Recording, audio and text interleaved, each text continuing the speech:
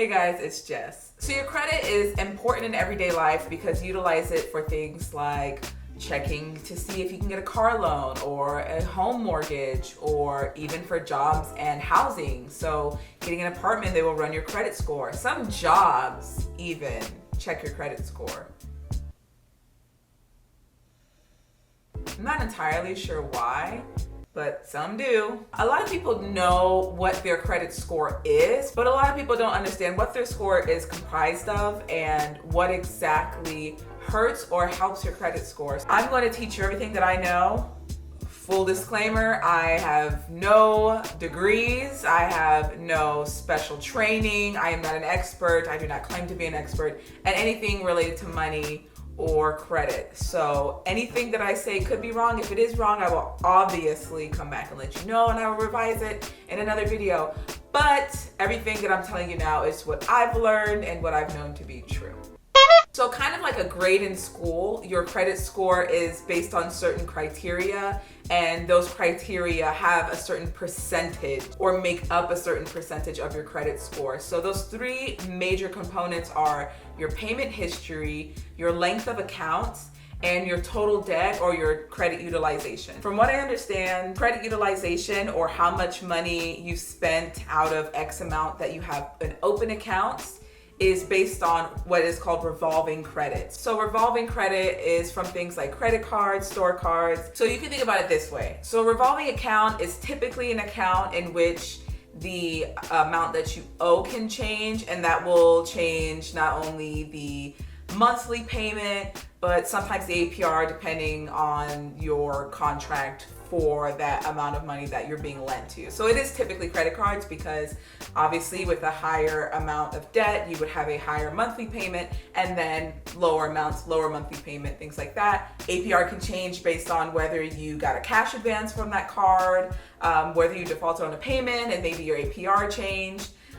So it's anything where the amount that you pay off or put on kind of affects your credit utilization, basically. So it's revolving credit, meaning you can put money on the card and you can pay it off, and put money on and pay it off. Other accounts that do not count as revolving debt would be like a car loan. A car loan is something that you make a contract for.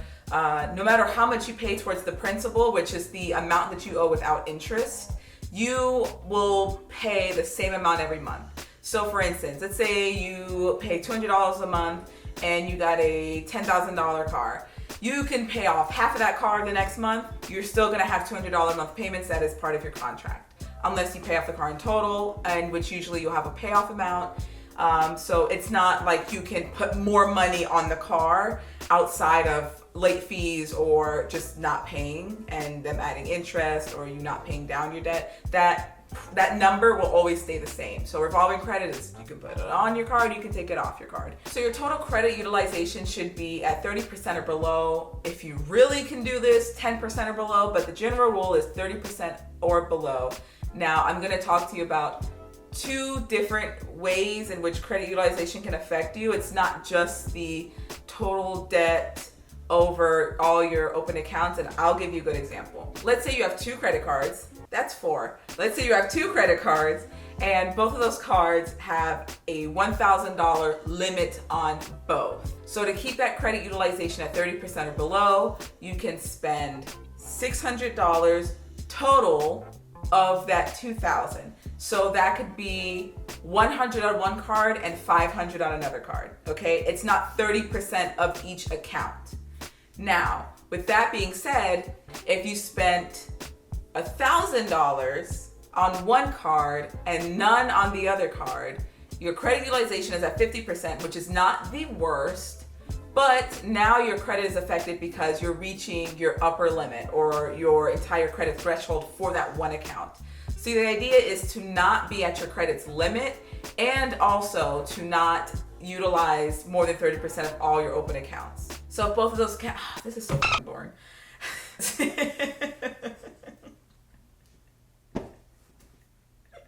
You're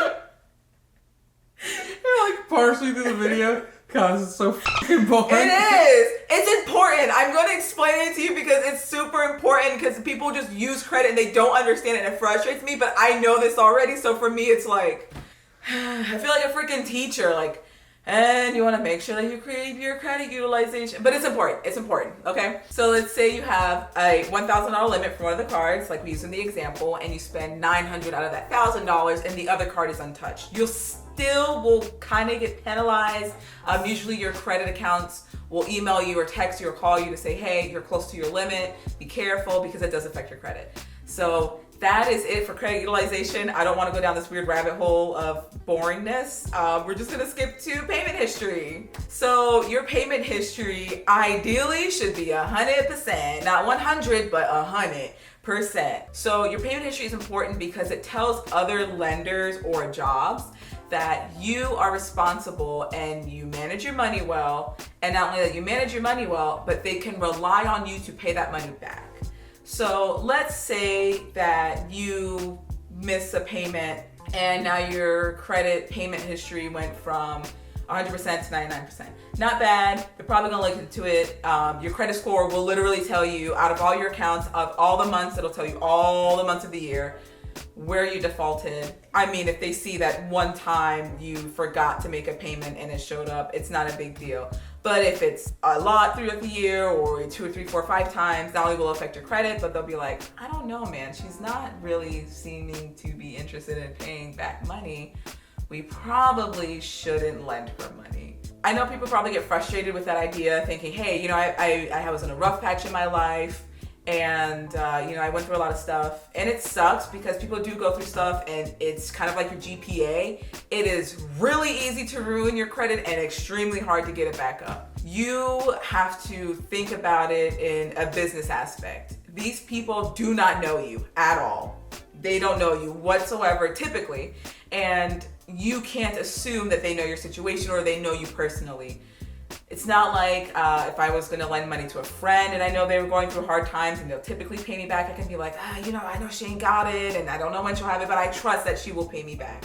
They can't go off of that. They can't trust that she'll pay them back. They can only go by the numbers. So making sure that those numbers look good gives you a better chance of getting lent money in the future. The length of your credit history is about 15% or exactly 15% of your overall credit score.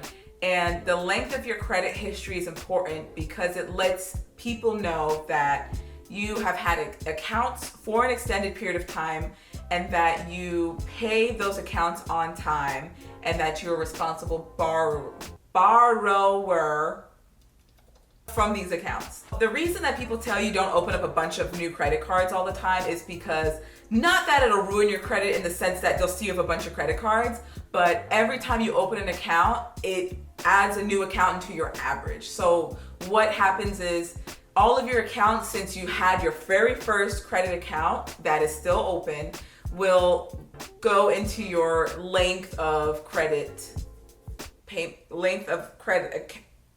credit accounts.